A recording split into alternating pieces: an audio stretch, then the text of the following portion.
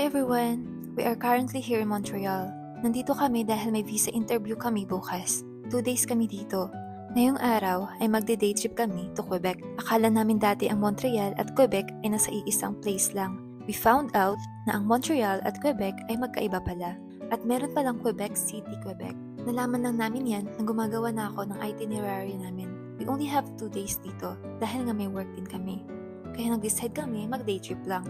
Ang pinunta talaga namin dito is yung lakad namin bukas.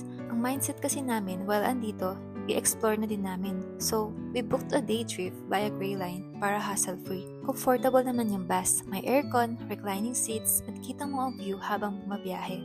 Mga around 3 hours daw ang biyahe papuntang Quebec City. Makikita mo talaga yung countryside ng Canada habang nasa biyahe. After around 3 hours, finally, andito na kami. Ang ganda ng architecture, parang nasa Europe talaga.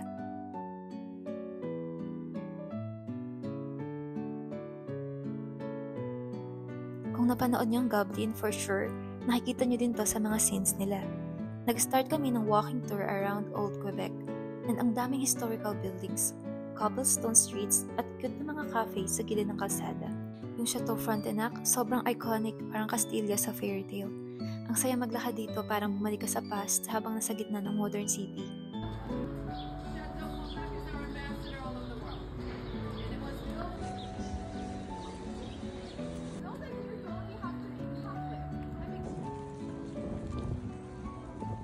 After ng walking tour namin, bumalik kami sa sakayan ng bus dahil pupunta kami sa Montmorency Falls.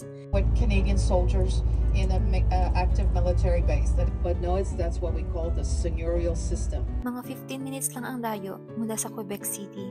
Sabi nila mas mataas daw to kaysa sa Niagara Falls. Hindi kami nagtagal sa labas dahil sobrang lamig ng breeze ng hangin. The alliance between all of us.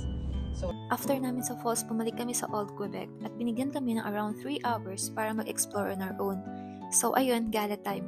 Ang daming cute na cafe and souvenir shops. Siyempre, hindi natin pwedeng palampasin yung Goblin filming locations. Dito mismo sa Quebec City na shoot yung mga iconic scenes sa Goblin. Grabe, nakakakilig makita in person. Wala akong video sa Red Door. Nung nag-picture kami dyan, wala namang tao. So, akala ko kumukuha si Nathaniel ng video. Nung chinecheck ko na, tapos wala palang video, sabi ko babalik kami. And then, pagkita namin sa likod, ang dami ng line-up. So, hindi na kami bumalik.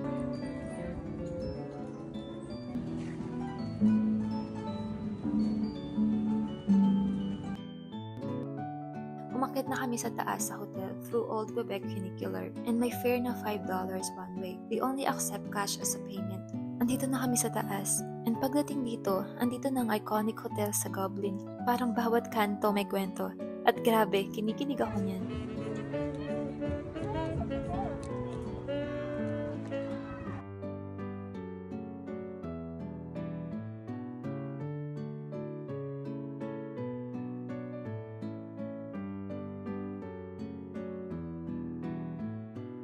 After ng walking tour at exploring, naghanap kami ng kakainan. Excited na kami kumain, pero biglang may nangyari. Pagpasok namin sa resto, naka-receive ako ng message sa FB page ko na nakita nila yung bag ko and kababayan natin ang nakakita. Saka ko lang na-realize na wala nga ang bag ko. Naalala ko na nilagay ko siya sa stroller at when I check, wala nga siya. Biglang bumagsak yung saya namin. Sobra akong na-stress kasi andun lahat ng IDs ko. Kailangan ko talaga ng ID to travel back to Nova Scotia, lalo na't iiwan namin bukas yung passport sa visa officer for stamping. So bumalik ako sa taas, sa hotel, then andun sila. Mga taga-Toronto sila na bumisita din dito. And I'm so blessed na sila ang nakakita. Sa dinami-dami ng mga turista dito, nasa isip ko that time, God is looking after me. Thankful ako na everything turned out fine. And gusto ko rin magpasalamat sa mga taong tumulong at nag-abiso na nakita nila yung bag ko. Super thankful po talaga kami. Sobrang sulit ang day trip namin. Old Quebec, Montmorency Falls, Goblin Spots, at kahit may stressful moment with the lost bag, thankful ako na safe at happy pa rin kami. Ayan, yan lang. See ya!